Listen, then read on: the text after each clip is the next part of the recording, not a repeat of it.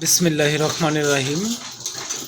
সম্মানিত ভিউয়ার্স, একজন ভাই আমাকে ফেসবুকে জানতে চেয়েছেন যে ভাই, আমাদের মসজিদের জন্য একটি 60 ওয়াটের অ্যাম্প্লিফায়ার ও একটি 250 ওয়াটের অ্যাম্প্লিফায়ার কিভাবে একটি মাইক্রোফোন দিয়ে চালানো যাবে, এই সেটিংটি দেখিয়ে দেওয়ার জন্য।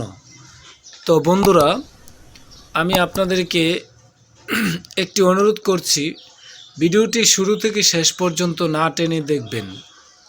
আমি যে কথাগুলো বলবো দেখিয়ে দেব এবং বলে দেব আপনি কোন কাজটা কিভাবে করবেন এবং কিভাবে দুইটা অ্যাম্প্লিফায়ার একসাথে সেটিংস করবেন। তো বন্ধুরা, আসুন আমরা কথা না বাড়িয়ে মূল কাজে চলে যাই। আমি এখানে দুইটি অ্যাম্প্লিফায়ার নিয়েছি। এই যে দেখতেছেন, আহুজার SSB 60 ওয়াটের একটি অ্যাম্প্লিফায়ার, আর হচ্ছে আহুজা 250 ওয়াটের একটি অ্যাম্প্লিফায়ার। এখন এ দুইটা কিভাবে আপনি একসাথে সেটিংস করবেন সেটা আমি দেখিয়ে দিচ্ছি। তো বন্ধুরা, এই দুইটা একসাথে সেটিংস করার ক্ষেত্রে আপনাকে একটি কেবল প্রয়োজন হবে। এই যে এই কেবলটি প্রয়োজন হবে, এই কেবলটি হচ্ছে 1x1 একটি জ্যাক। এই 1x1 জ্যাকটি দিয়ে আপনি এটাকে সেটিংস করতে হবে। এই 1x1 জ্যাকটি যখন আপনি নেবেন তখন আপনি কিনতেও পাওয়া যায়, আপনার বানানো যায়। তো আপনি বাজারে কিনতেও পাবেন, বললেই চলবে যে ভাই 1 জ্যাক লাগবে, মনো 1 জ্যাক, মনো 1x1। হ্যাঁ, এখন আসুন আমি দেখিয়ে দিচ্ছি আপনি কিভাবে এটাকে সেট করবেন।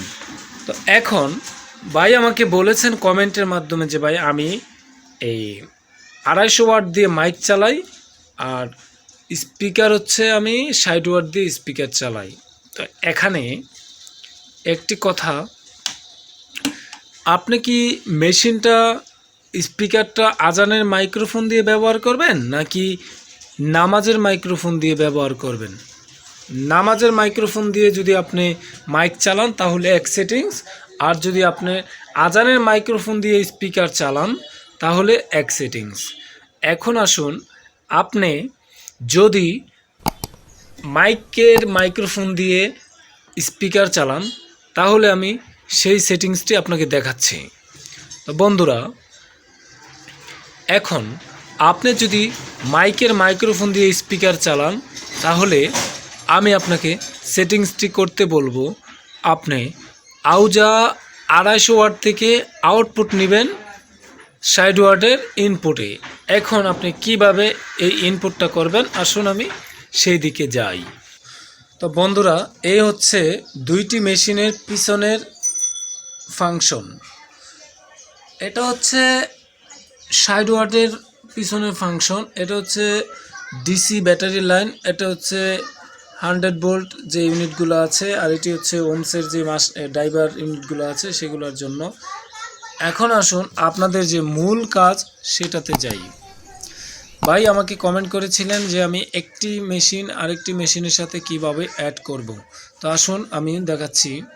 এখন আপনি যদি আজানের মাইক্রোফোন দিয়ে আপনার স্পিকার চালাতে যান তাহলে আপনি এই 250 যে লাইন আউট, এই যে দেখতে পারছেন লাইন আউট, এই লাইন আউট থেকে আপনি একটি এই 1x1 জ্যাক দিয়ে এটাতে দিবেন, দিয়ে আপনি বাকি যে মাথাটা আছে, জ্যাকটা আছে, সেই জ্যাকটা এই 60 ওয়াটের AUX এটাতে ব্যবহার করবেন।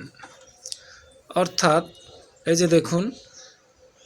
যে দেখুন আমি কিন্তু আজানের যে মেশিন, সেই মেশিন থেকে নামাজ পড়ানোর যে 60 ওয়াটের মেশিনটা আপনি বললেন, সেটাতে আমি সংযোগ করেছি।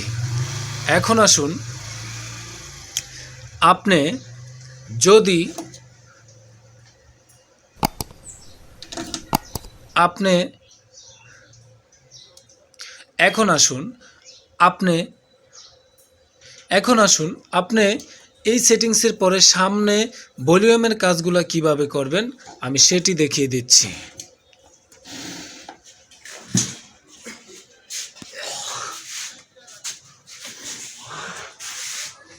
আপনি যখন ওইখানে অক্স ব্যবহার করেছেন, এই যে দেখুন আপনার সামনে কিন্তু অক্স রয়েছে, এই সুইচটা আপনি ব্যবহার করবেন। এটা যদি মাইকের দিকে দেওয়া থাকে তাহলে আপনি অক্সে আনবেন, এনে এই ভলিউমটা আপনি কাজ করবেন। এই ভলিউমটা দিলেও আপনার ইনপুট বাড়বে, এগুলা মিডলে রাখলেই ভালো হবে। আর এটাকেও আপনি কাজ করতে পারবেন, এটা হচ্ছে মাস্টার, এটা দিয়েও আপনি কাজ করতে পারবেন, এটা দিয়েও আপনি কাজ করতে পারবেন। হ্যাঁ, তো এখন আসুন, এটা যদি বাড়ান তাহলে আপনি যে এই মাইক্রোফোন ব্যবহার করবেন ওইটার সাউন্ড বেড়ে যাবে। অতএব আপনি এটার সাথে এটা ঠিক রেখে, এটার সাথে এটা ঠিক রেখে মাইক্রোফোনের যেই নামাজের মাইক্রোফোন ওইটার সাথে মাস্টার ভলিউমটা একুরেট রেখে পরে আপনি এটা দিয়ে আজানের যে মাইক্রোফোনটা ব্যবহার করবেন ওইটা দিয়ে আপনি ওইটার কাজটা এটা দিয়ে করবেন। ঠিক আছে, এই হচ্ছে এটার কাজ। আর যদি আপনি নামাজের মাইক্রোফোন দিয়ে আজানের মেশিনে ব্যবহার করতে চান তাহলে সেটা হচ্ছে আপনার, এই যে এখানে দেখতে পাচ্ছেন অক্স রয়েছে, দুইটা অক্স রয়েছে, 250-র মধ্যে দুইটা অক্স থাকে। তা আপনি এটাকে এই অক্সের মধ্যে ব্যবহার করবেন। ঠিক আছে, এই অক্সের মধ্যে ব্যবহার করবেন। আর এইটা হচ্ছে আপনি এই যে এখানে আউট দেখতেছেন, পিআরই আউট, এইটাতে ব্যবহার করবেন। এখন এটাতে ব্যবহার করে আবার আপনি ওই যে 250 ওয়াটের যত নাম্বার অক্স ব্যবহার করেছেন এই সামনে এসে আবার আমি 2-এ দিয়েছি, সেজন্য 2-এ ব্যবহার করেছি।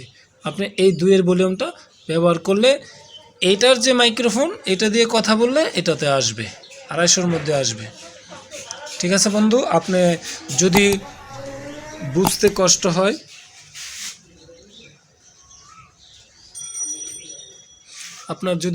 কষ্ট হয় তাহলে আমাকে অবশ্যই মেসেঞ্জারে কথা বলবেন।